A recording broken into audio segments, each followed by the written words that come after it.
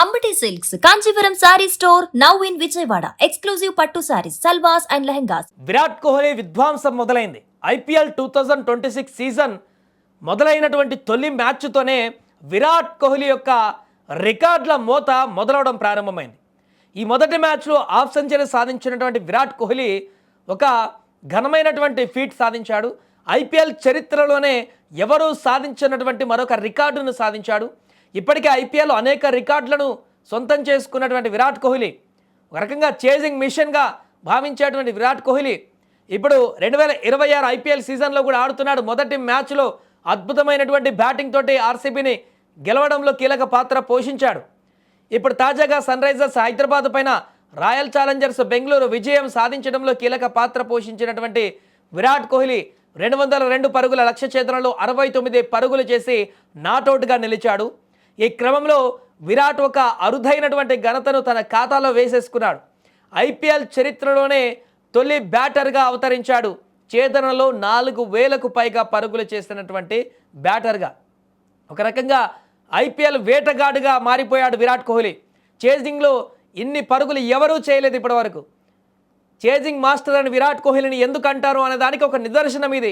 4000 పరుగులు మైలురాయి సాధించి నెంబర్ 1 బ్యాటర్గా ఉన్నాడు. చేజింగ్లో అత్యధిక పరుగులు చేసినటువంటి వేటగాడిగా ఈ టీ20లో అత్యధిక పరుగులు చేసినటువంటి 6వ బ్యాటర్గా కొనసాగుతున్నాడు ప్రస్తుతం.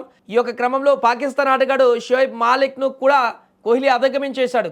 మాలిక్ 557 మ్యాచ్ల్లో 13,571 పరుగులు చేయగా విరాట్ కేవలం 415 మ్యాచ్ల్లోనే 13,612 పరుగులు కూడా సాధించాడు ఓవరాల్గా.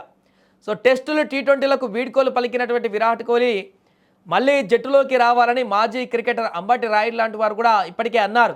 టెస్టు జట్టుగా నాయకత్వం వహించాలని సూచించారు కూడా.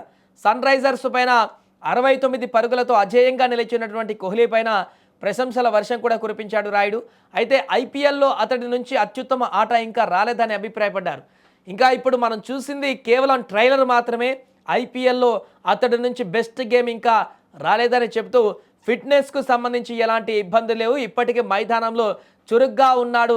అతడి అంతర్జాతీయ కెరీర్ కనీసం 5-6 ఏళ్ళు ఉందని కూడా అనుకుంటున్నా. టెస్టుల్లోకి పునరాగమనం చేయాలి, కెప్టెన్సీ చేపట్టాలి. భారత క్రికెట్లో అతడు అత్యుత్తమ సారథి అని భావిస్తా అంటూ కూడా రాయుడు ఈ సందర్భంగా విశ్లేషించడం జరిగింది.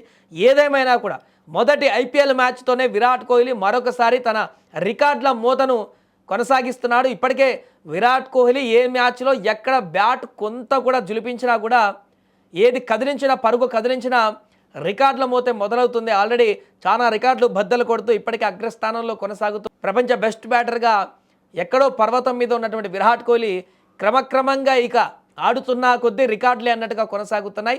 తాజాగా ఐపీఎల్ 2026 మొదటి మ్యాచ్లో 69 పరుగులు చేయడంతో మరొక చేజింగ్ రికార్డు నెలకొల్పాడు. చేజింగ్లో 4000 పరుగులు సాధించినటువంటి ఏకైక బ్యాటర్గా ఇప్పుడు రికార్డుల్లోకి ఎక్కాడు కోహ్లీ.